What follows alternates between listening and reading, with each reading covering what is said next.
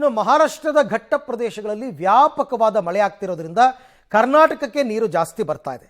ಪಂಚಗಂಗಾ ಮತ್ತು ಕೃಷ್ಣಾ ನದಿ ನೀರಿನ ಮಟ್ಟದಲ್ಲಿ ಏರಿಕೆಯಾಗಿದೆ. ಸುಪ್ರಸಿದ್ಧ ನರಸಿಂಹವಾಡಿ ದತ್ತ ಮಂದಿರ ಜಲಾವೃತವಾಗಿದೆ, ನೋಡ್ತಾ ಇದ್ದೀರಾ. ಕೊಲ್ಹಾಪುರ ಜಿಲ್ಲೆಯ ನರಸಿಂಹವಾಡಿಯ ದತ್ತ ಮಂದಿರ ಇದು. ನೀರಲ್ಲೇ ತೆರಳಿ ದೇವರ ದರ್ಶನವನ್ನು ಭಕ್ತಾದಿಗಳು ಪಡೆಯುವಂತಹ ಸನ್ನಿವೇಶ ನಿರ್ಮಾಣ ಆಗಿದೆ.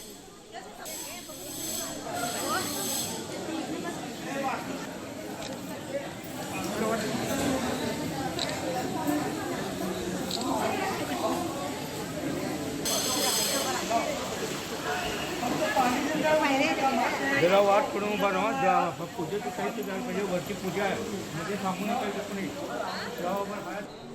ಇನ್ನು ಮಹಾರಾಷ್ಟ್ರ ಮಳೆಯ ಎಫೆಕ್ಟ್ ಕೃಷ್ಣ ಘಟಪ್ರಭಾ ನದಿ ಅಬ್ಬರಿಸ್ತಾ ಇವೆ. ಅಪಾಯದ ಮಟ್ಟ ಮೀರಿ ಹರಿತಾ ಇವೆ ಕೃಷ್ಣ ಮತ್ತು ಘಟಪ್ರಭಾ.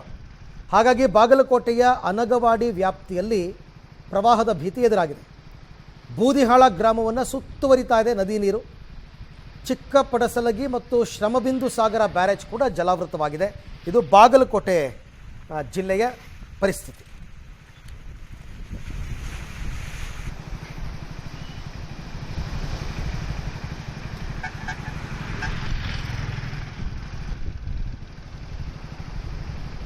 ಹೀಗಾಗಿ ವಿಜಯಪುರ, ಬಾಗಲಕೋಟೆ ಮತ್ತು ಬೆಳಗಾವಿ ಈ ಭಾಗದಲ್ಲಿ ಹರಿಯುವಂತಹ ನದಿಗಳೆಲ್ಲ ಈಗ ಮೈದುಂಬಿ ಹರಿತಾ ಇದೆ.